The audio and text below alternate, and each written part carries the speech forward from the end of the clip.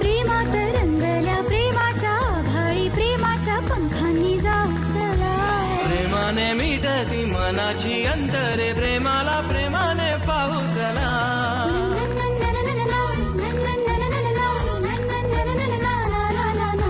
मनाशी बोलते जगाला जोडते प्रेमाने जागते प्रेम नव्हे. प्रेमाच्या कुपीत नात्याचे गुपित प्रेमाला ठाऊक प्रेम हवे. प्रेमाच्या देशात प्रेमाच्या भाषेत प्रेमाच्या सुरात बोलू चला.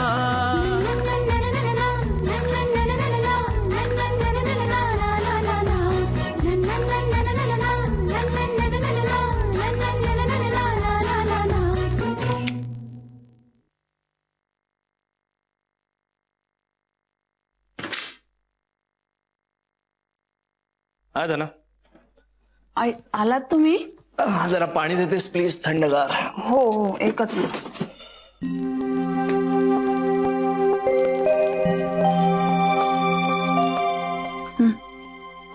थँक्यू.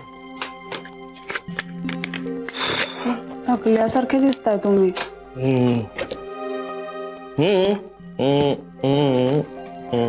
हो.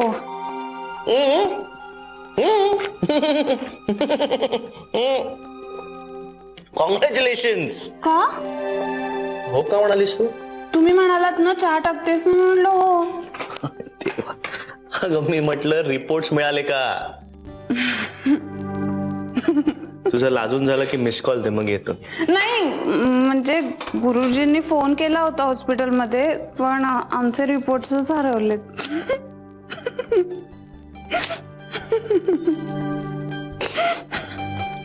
अगर रिपोर्ट्स हरवलेत ना, यात लाजण्यासारखं आणि आनंदी होण्यासारखं काहीच नाहीये. नुकसान झालंय आपलं. देवा, तुमच्याच बाबतीत कसं काय अनयुज्युअल घडू शकतं यार?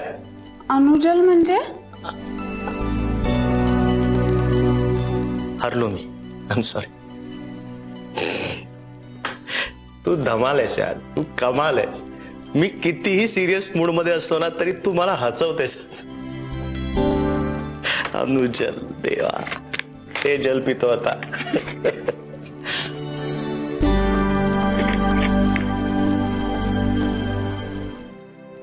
ओम दादा, मगाशी ते सायंटिस्ट काका खूप चिडले होते आणि मी तुम्हाला फोन करून सांगितलं, त्यामुळे तुमच्या दोघांच्यात खूप भांडण झाली माझ्यामुळे. मी असं करायला नको होतं. खरंच आय एम सॉरी. ईशा गेली ना? नाही, त्या तुमच्याच रूम मध्ये त्यांचं काम करत बसल्या.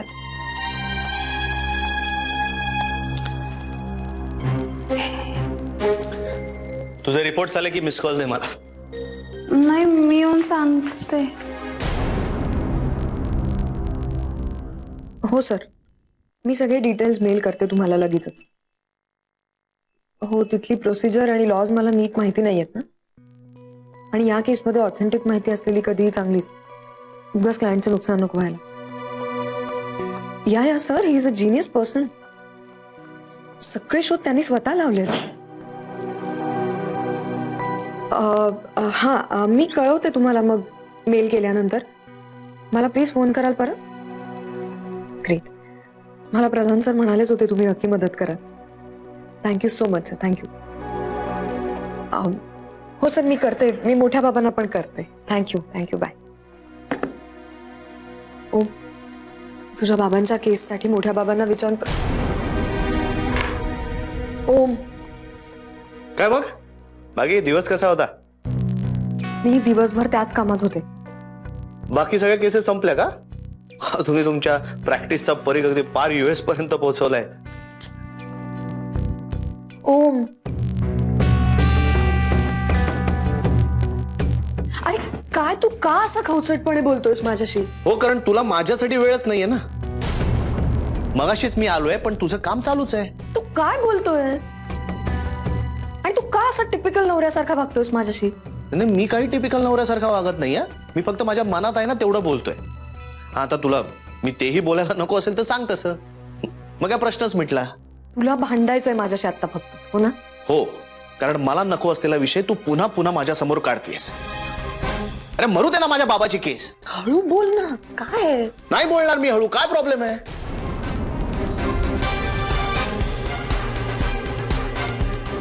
काय नाही बोलणार मी हळू. ऐकू दे ना त्याला, ऐकायचं असेल तर. मला आता काही फरक पडत नाहीये. हळू काय काय ऐकू दे ना त्याला, ऐकायचं असेल तर. आणि तुला काय एवढा इंटरेस्ट निर्माण झालाय त्याच्या केसमध्ये? त्याला नव्हता ना इतकी वर्ष माझ्यामध्ये इंटरेस्ट. बघेल ना तो त्याला काय करायचं असेल ते. आणि त्याला काय तिकडचे वकील माहित नाहीयेत? काय नाही, माझ्या घरात येऊन फक्त त्याला त्याचं काम करून घ्यायचंय. हा, नाहीतर त्या बाईने ना त्याच्याकडे भरपूर मेंटेनन्स मागितलं असणार आणि लगेच कापरं भरलं असेल याला. आणि मला माहितीये, बरोबर त्याला कळलं असणार की ती बाई आता त्याला कापणार आणि मग स्वस्तात काहीतरी काम करून घ्यायचं म्हणून ओळखीच्या वकिलांकडून काम करून घ्यायचंय त्याला. माइंड ब्लोईंग आहे यार. He is nearly collapsed. त्यांना गरज आहे तुझी आत्ता. तू आहेस ना त्याच्या मदतीला? नाहीतर तुला आलाच आहे त्याचा पुळका का? त्याला आता सगळेच हवेत त्याच्या दिमतीला, त्याच्या सोयीप्रमाणे. आणि एक गोष्ट, तू मला सांगूच नकोस की त्याला माझी गरज आहे. हो, आला तो आला, माझ्याच माणसांना फिरवतोय. एक मिनिट. तुला नीट माहिती आहे हे असलं काहीही नाहीये. खूप लॉजिकल बोलतोयस ना तू. Please try to understand. I don't want to. या माझ्या युसलेस बापाची बाजू घेणारा कोणाचंच मला ऐकायचं नाहीये.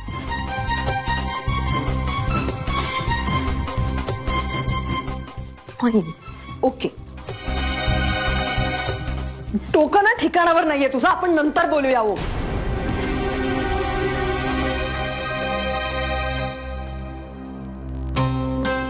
माझंच डोकं ठिकाणावर नाही. कशाला कशाला आगाऊपणा करते.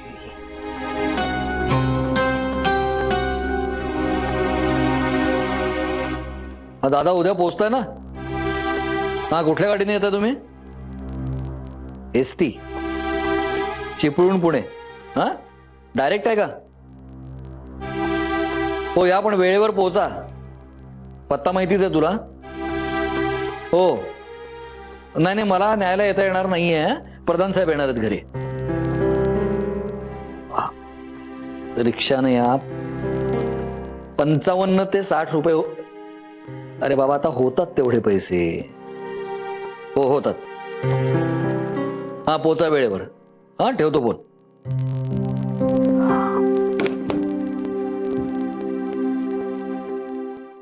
बरं झालं ईशा आलीस. हे बघ, आता प्रधान साहेबांशी सगळं फिक्स झालेलं आहे. मृत्यूपत्राचं वाचन उद्याच होणार आहे. दादाशी बोललो, अजित दादाशी बोललो ना की मग काही टेन्शन नाही. आणि ईशा,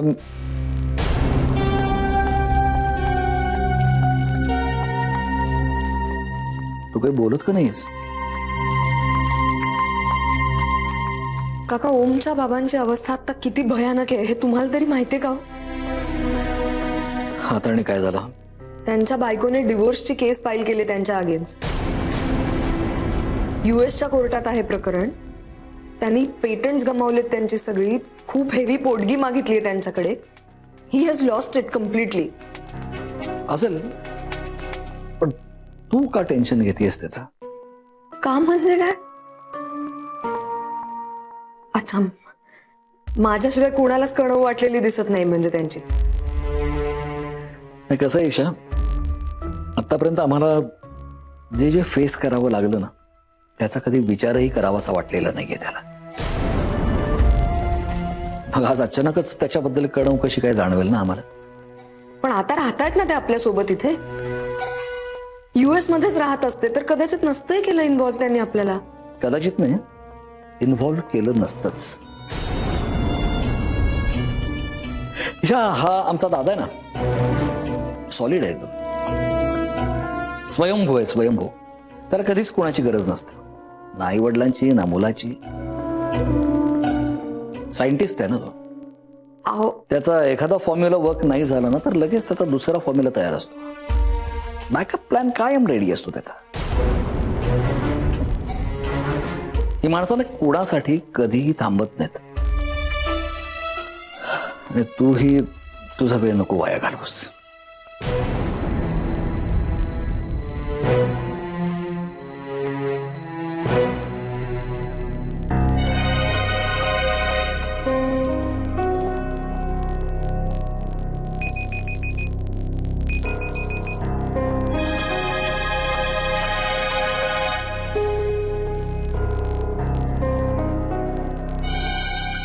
कोणाचा फोन कर? ओम. इथल्या इथं फोन करतो तुला. हा म्हणजे आमचं जरा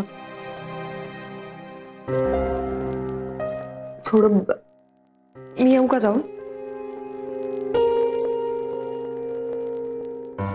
तुमच्या भांडणाचं कारण कळलंय मला. तू जितकी जितकी त्याच्या बापाची बाजू घेशील ना तेवढी तुमची भांडणं होतच राहते.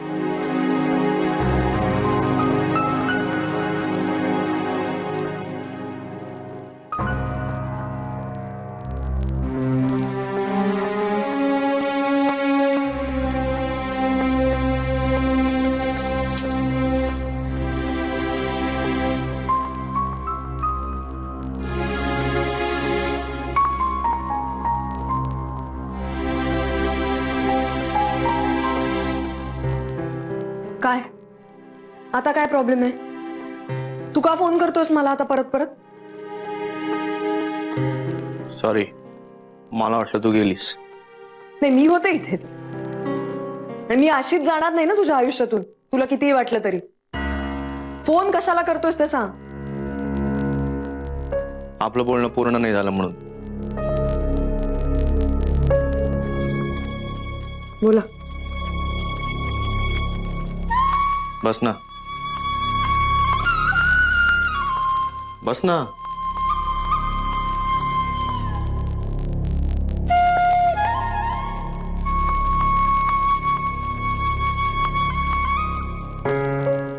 ईशा प्लीज,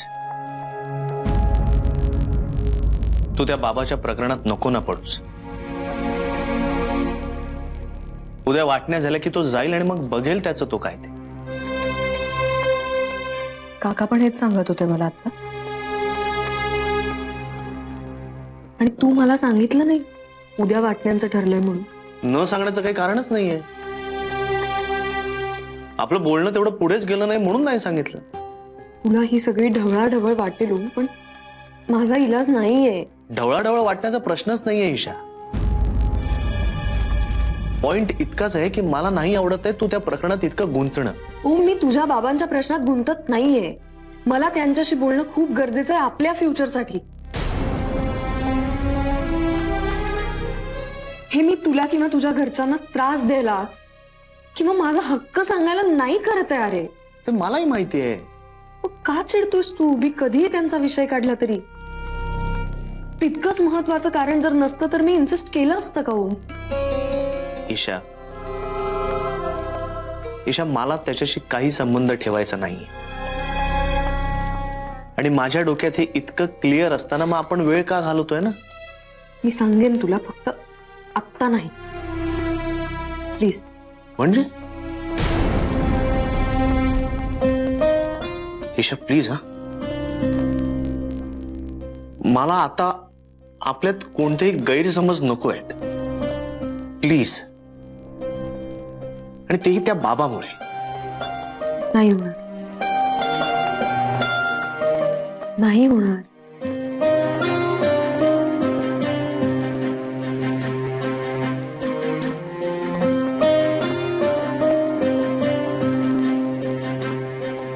निघू मी?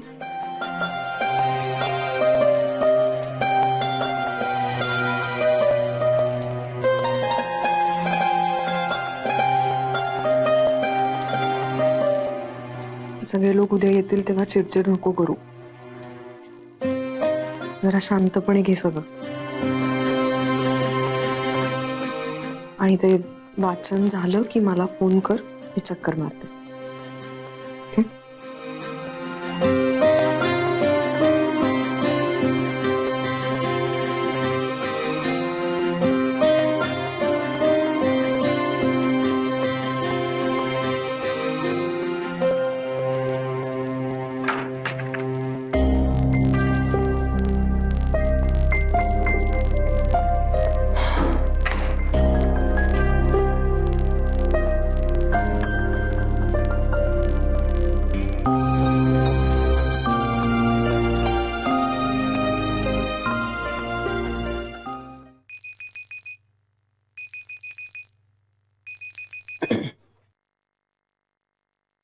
हा मोठे बाबा बोला.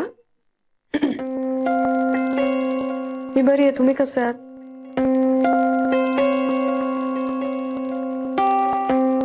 मोठे बाबा मी अतोनात प्रयत्न करते इकडे. मी त्याच्या आईला भेटायला जाऊन आले मुंबईला. मी त्याच्या बाबांशी संवाद साधण्याचा प्रयत्न करते. हो मग त्याच्या बाबांचा आणखीन एक वेगळाच प्रॉब्लेम झालाय. मी हो त्याच संदर्भात. मोठे बाबा तेव्हा मला जितकं सांगणं शक्य होतं मी सगळं सांगितलं. मी बोलेन ना डिटेल तुमच्याशी नंतर. मी तिथे येऊन बोलेन. का सासवडला काम? आता काय ठरवायचंय मोठे बाबा प्लीज? सॉरी.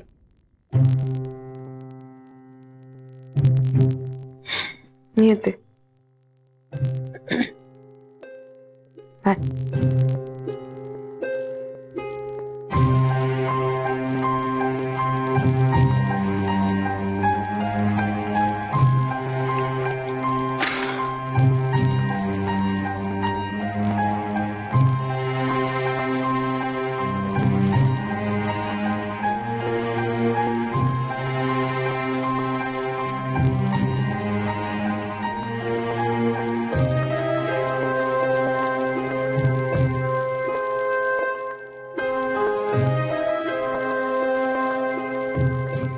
हो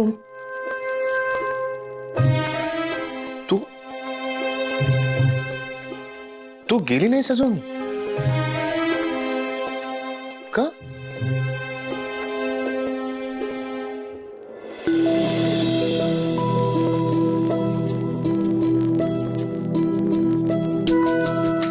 तुझं प्रेम आहे ना माझ्यावर?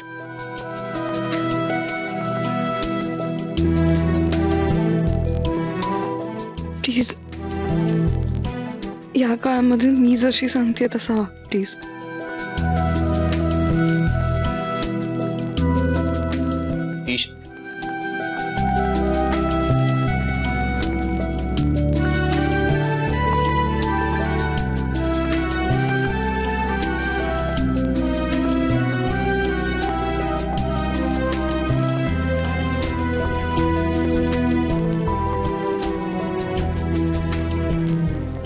दत्ताभाऊ काहीही काळजी करण्याचं कारण नाहीये.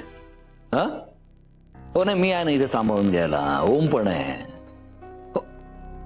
आता येणार असेल तर या मग. मी काय नाही म्हणणार आहे का तुम्हाला? अहो तुमची तिकडे महत्वाची कामं सुरू आहेत ना म्हणून म्हणतोय. तिथे थांबायला हवं ना तुम्ही. बर या या या या. फक्त एक रिक्वेस्ट आहे. उद्या मृत्यूपत्राचं वाचन आहे घरामध्ये. तुम्ही इथे असाल तर आम्हाला काही प्रॉब्लेम नाहीये पण ते बरं नाही दिसणार. तर थोडं नंतर आलात तुम्ही तर खूप बरं होईल. चालेल ठेवू. या मग. रणजित काका ते सायंटिस्ट काका झोपलेत. ते झोपत नाहीत. ते चिंतन करतात, मनन करतात. झोपतो आपण, ते चिंतन करतात. ते चिंतन करणाऱ्या लोकांना उठवायचं कसं जेवायला? इकडे माझ्याकडे बघ. मी सांगतो तुला. वर काही नाहीये. त्यांना उठवायचं नसतं. त्यांना डिस्टर्ब करायचं नाही. फक्त ताट किंवा चहा आत नेऊन ठेवायचा. परत्याचं त्यांना डिस्टर्ब केलं ना तर ते आपल्याला खूप डिस्टर्ब करतात. बरं. दादा एक मिनिट. तुला एक महत्वाचं सांगायचं होतं. उद्या आपल्या इथं मृत्यूपत्राचं वाचन आहे. तेव्हा तुम्ही सगळे जर तिथे नसाल तर खूप बरं होईल. नाही म्हणजे आम्हाला काहीच प्रॉब्लेम नाहीये पण आमची ती बंधुराज सगळे जे आहेत त्यांना हे जर आवडलं नाही आणि त्यांनी तुम्हाला काहीतरी उलटसुलट बोललं तर ते आम्हाला आवडणार नाही म्हणून. नाही ठीक आहे. हा आणि दुसरं म्हणजे हा सासवडच्या लोकांसाठी आपण काढलेला फॅमिली फोटो तो काढून ठेवायचा. का काढून ठेवायचा? याच्यासाठी की उगाच त्यांनी तो बघितला आणि काहीतरी शंका काढल्या. उगीच त्या भानगडी नको आहेत ना. आणि सगळ्यात महत्वाचं म्हणजे आपल्या खऱ्या फॅमिलीचा फोटो त्या खोट्या फॅमिलीला कशाला दाखवायचा? इथेच ठेवायचा. चल मी आलो.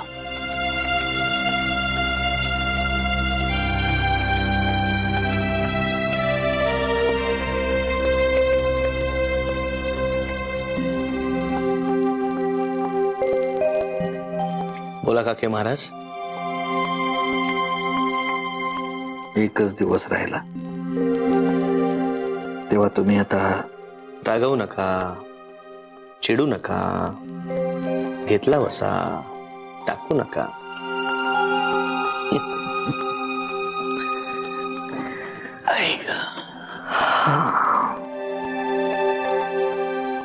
काके उद्या वाचन झाल्यानंतर बाबा निघून जाईल ना? जायला तर हवा. मग मी मोकळा होईल.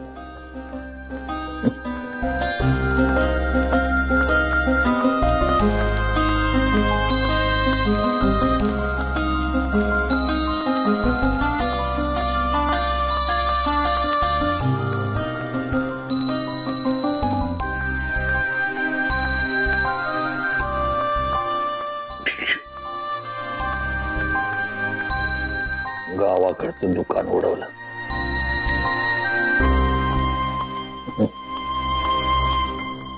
तुझ्या टार्गेटवर कोण आहे?